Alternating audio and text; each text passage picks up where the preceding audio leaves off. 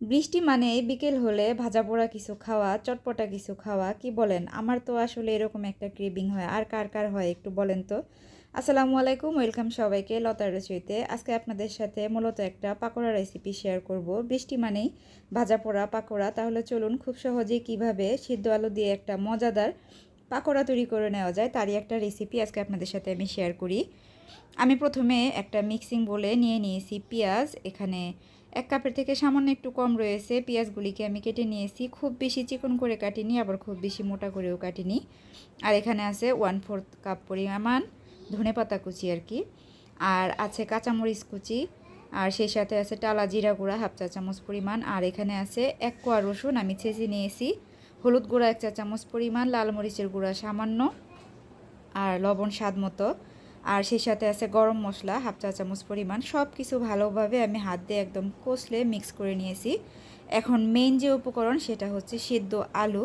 সিদ্ধ আলুটাকে এভাবে আমি আধা ভাঙ্গা করে নিয়েছি। এখন পেঁয়াজের সাথে আমি খুবই আলতোভাবে হাত দিয়ে মিশিয়ে নিচ্ছি। এই কাজটা কিন্তু একদম আলতোভাবে করতে হবে।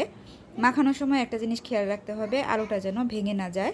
এখানে আমি দিয়ে দিচ্ছি 2 টেবিল চামচ পরিমাণ ময়দা। কারো হাতের কাছে ময়দা না থাকলে কিন্তু আটাও দিতে পারেন। আর দিয়ে দিচ্ছি আমি 2 টেবিল চামচ পরিমাণ চালের গুঁড়ি। চালের গুঁড়িটা অবশ্যই দেওয়ার চেষ্টা করবেন, এতে করে কিন্তু পাকোড়াটা অনেক ক্রিস্পি হবে।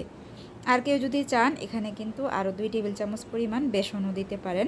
এখন আলতোভাবে খুব সুন্দর করে মেখে নিচ্ছি, কষলে কষলে মাখা যাবে না।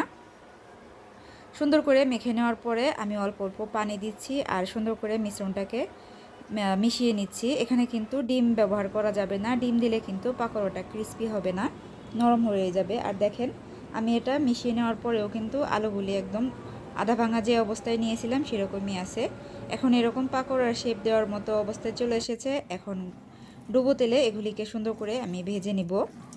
এগুলো যেহেতু সব কিছুই বয়েল করা আছে, তো ওইভাবে আর কি লো ফ্লেমে ফ্রাই করার দরকার নেই। মিডিয়াম ফ্লেমে আমি সুন্দর করে গোল্ডেন ব্রাউন কালার করে ভেজে নিব। পাকোড়াটা ভীষণ মজার হয়, একবার ট্রাই করে দেখতে পারেন বাসায়।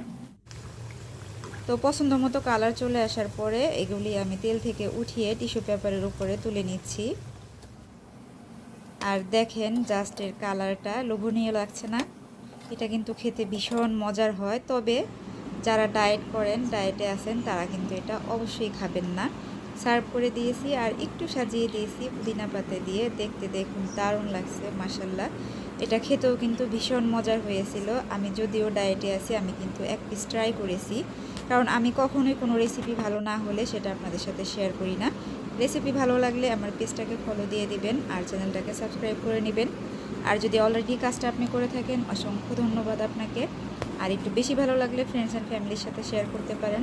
আবারও দেখা হবে নতুন রেসিপি নিয়ে। সবাই ভালো থাকবেন। আল্লাহ হাফেজ। আসসালামু আলাইকুম।